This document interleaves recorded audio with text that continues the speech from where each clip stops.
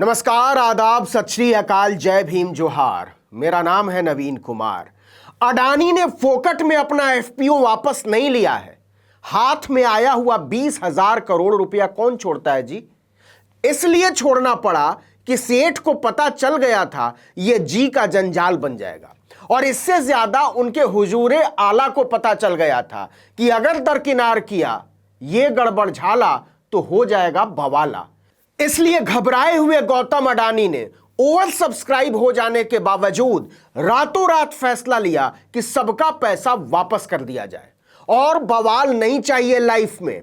इस वीडियो में उन परिस्थितियों पर बात करते हैं जिसके चलते अडानी को बाजार से अपना तंबू उखाड़ना पड़ गया। यह तो आप भी जानते होंगे कि उनके मुंह से नैतिकता और निवेशकों की बेहतरी जैसी बातें अच्छी नहीं लगती हैं। तो सुनिए, अब इस बात के सबूत मिल गए हैं कि अडानी एंटरप्राइजेस के एफपीओ को सफल बनाने के लिए हिंडनबर्ग रिसर्च की रिपोर्ट में सामने आई दो आरोपी कंपनियों ने बड़ी भूमिका निभाई है। दरअसल अडानी एंटरप्राइजेस के एफपीओ के सफल होने के बाद भी इसे वापस लेने के फैसले ने सबको चौंका दिया था। ऐसा खुद अडानी ने अपने वीडियो में कहा। After a fully subscribed FPO, yesterday's decision of his withdrawal would have surprised many. Adani कह रहे थे कि दुनिया इससे चौंक जाएगी, लेकिन वो खुद इससे नहीं चौंके। कमाल है। जानते हैं क्यों? क्योंकि उन्हें पता था कि उनका खेल खुल चुका है, और अगर अभी भी वो पेवेलियन वापस नहीं लौटे तो स्टेडियम के विशाल पर्दों पर उनकी सारी करतूतों की फिल्म चलने लगेगी। वो बुरी तरह से डर गए थे और अभी भी डरे हुए हैं। दरअसल एफपीओ वापस होने के ऐलान के बाद से ही इस बारे में सवाल उठाए जाने लगे थे कि क्या अडानी एंटरप्राइजेस के एफपीओ को सफल बनाने के लिए गौतम अडानी ग्रुप ने कोई खेल किया है। तो इसका जवाब है बहुत भारी वाला। देखिए कैसे। अब इस बात के सबूत मिल गए हैं कि अडानी एंटरप्राइजेस के एफपीओ को सफल बनाने के लिए हिंडनबर्ग रिसर्च की रिपोर्ट में सामने आई दो आरोपी कंपनियों ने बहुत बड़ी भूमिका निभाई है।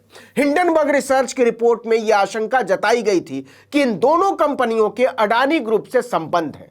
इसी वजह से उन्होंने अडानी एंटरप्राइजेस के एफपीओ को सफल बनाने में पूरा जोर लगा दिया था। हिंडनबर्ग रिसर्च की रिपोर्ट में आरोप लगाया गया था कि इन दोनों कंपनियों ने अडानी ग्रुप के अकाउंटिंग फ्रॉड और स्टॉक मार्केट मैनिपुलेशन में मदद की है।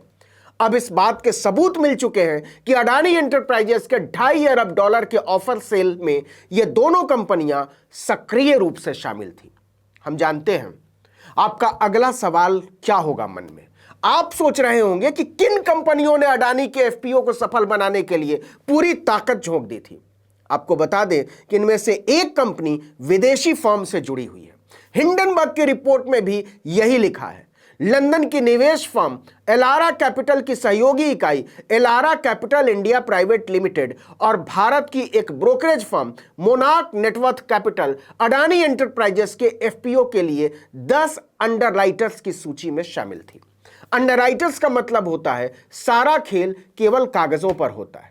हिंडनबर्ग की रिपोर्ट के मुताबिक एलारा कैपिटल की इंडिया अपॉर्चुनिटी फंड एक ऑफशोर व्हीकल है जिसके पास अडानी ग्रुप की कंपनियों के 3 अरब डॉलर के शेयर हैं। यह वास्तव में अडानी ग्रुप की स्टॉक पार्किंग एंटिटी की तरह काम करती है। हिंडनबर्ग रिसर्च ने अपनी रिपोर्ट में जब यह सनसनीखेज आरोप लगाया तो अडानी ग्रुप कोई जवाब नहीं देता। अब आइए दूसरी कंपनी पर। वो भारत की एक ब्रोकरेज फर्म है, उसका नाम है मोनार्क नेटवर्थ कैपिटल। यह अडानी प्रॉपर्टीज प्राइवेट लिमिटेड की आंशिक हिस्सेदारी वाली कंपनी है। कमाल देखिए, इसकी जानकारी भी हिंडनबर्ग रिसर्च की रिपोर्ट में ही लिखी हुई है। हिंडनबर्ग ने अपनी रिपोर्ट में यह भी बताया है कि अलबुला नाम का एक ऑप्शन फंड भी अडानी की प्रॉक्सी कंपनी है जिसकी मोनार्क में 10% की हिस्सेदारी है। अडानी एंटरप्राइजेस के ऑफर स्टेटमेंट के मुताबिक एलारा कैपिटल की जिम्मेदारियों में ड्राफ्टिंग और approval of all publicity material शामिल था, जबकि मोनार्क को निवेशकों के लिए नॉन इंस्टीट्यूशनल मार्केटिंग की जिम्मेदारी दी गई थी। यह वो खेल था जिस पर पहले किसी की नजर नहीं थी, लेकिन हिंडनबर्ग की रिपोर्ट जब अडानी के मीडिया मैनेजरों ने ठीक से पढ़ी तो उनका दिल बैठ गया, क्योंकि जिन कंपनियों के जरिए यह पैसा आया था वो टैक्स हेवन से जुड़ी हुई हैं। और सलाह दी कि सेठ लालच में मत पड़ो, बवाल हो जाएगा, जिसका जितना आया है सब वैसे ही लौटा दो, एक पैसा मत रखो किसी का। लेकिन खेल इतना ही नहीं हुआ है साहब, फिर से सुनिए और नोट कर लीजिए कि अडानी सेठ ने अपने एफपीओ को यूं ही वापस नहीं लिया है। नहीं लेते तो मनी लॉन्ड्रिंग का आरोप लग जाता। सेबी और भारतीय राजस्व खुफिया एजेंसी को भनक लग चुकी थी कि इस पब्लिक ऑफर को बेचने में जो रोकड़ा लगा है वो टैक्स हेवन देशों के साथ रिश्तेदारियों का नतीजा है। फिर से सुनिए और समझिए। लंदन की एलारा कैपिटल की भारतीय सहायक कंपनी मोनार्क नेटवर्क कैपिटल के साथ मिलकर एफपीओ में पैसा लगाती है। मोनार्क एक भारतीय ब्रोकरेज फर्म है और सेबी 2011 में इसके खिलाफ बाकायदा कार्रवाई कर चुकी है। मोनार्क के खिलाफ मतलब सेबी की नजरों में वो एक दागी कंपनी है और अडानी की नजरों में राजा हरिश्चंद्र। एलारा कैपिटल का $3 बिलियन अडानी की कंपनियों में झोंका गया, हमने पहले बताया आपको। मोनार्क के पास अडानी प्रॉपर्टीज की 2016 से आंशिक हिस्सेदारी है। आगे के खेल सुनिए। इन दोनों कंपनियों के अलावा 8 और कंपनियों का पैसा भी अडानी में लगा था, या कहिए लगवाया गया।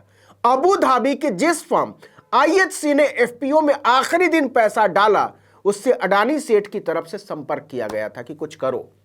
सज्जन जिंदल और एयरटेल के सुनील भारती मित्तल से भी पैसा लगवाया गया। मित्तल इसलिए परेशान थे कि गूगल इंक ने उनके साथ करार किया है।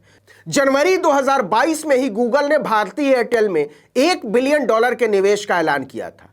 अडानी के साथ रिश्ते से उनके अपने सौदे पर भी सवाल उठ जाते और गूगल ये हरगिज नहीं चाहता। दूसरी तरफ अडानी के एफपीओ में स्टेट बैंक, एलआईसी और जेफरीज इंडिया का भी पैसा लगा है। ये सभी उस कंपनी पर दांव खेल रहे थे जिसका बही खाता ही संदिग्ध है। अब कमाल देखिए कि प्राइवेट म्यूचुअल फंड अडानी के एफपीओ से मोटे तौर पर दूरी बनाकर चल रहे थे और सरकारी नियंत्रण वाले बैंक और वित्तीय संस्थान इसमें पैसा झोंके जा रहे थे। अगर एफपीओ डूबता तो ये भी डूबते, और अगर ये डूबते तो सवालों की अंगुली अडानी से उठकर मोदी की तरफ चली जाती। इस स्थिति को टालने के लिए तय हुआ कि अडानी सेठ एफपीओ वापस ले लें। बावजूद इसके इस पूरे गड़बड़ झाले में यह पता नहीं चला कि 20,000 करोड़ के एफपीओ में शेयर्स खरीदे किसने सारे। कमाल तो यह है कि अडानी ने हिंडनबर्ग को भेजे जवाब में एलारा कैपिटल से अपने रिश्ते को नकारा है, जबकि मोनार्क ने अडानी के साथ मिलकर कई सौदों में हेरफेर किया, जो हिंडनबर्ग की रिपोर्ट में लिखा हुआ है। कुल मिलाकर कहानी यह है कि अडानी का एफपीओ कारोबारी दुनिया के उस विस्फोटक पहाड़ पर खड़ा था जो फटता तो भारत की अर्थव्यवस्था, भारत की सरकार और भारत की साख को ले डूबता। लेकिन सवाल है कि क्या एफपीओ वापस ले लेने से वो आरोप खत्म हो जाते हैं जो इसे सफल बनाने के लिए लगाए गए हैं, और अगर नहीं तो इस पर अभी तक जांच क्यों नहीं बैठाई गई है? सेबी इसका जवाब कब देगा?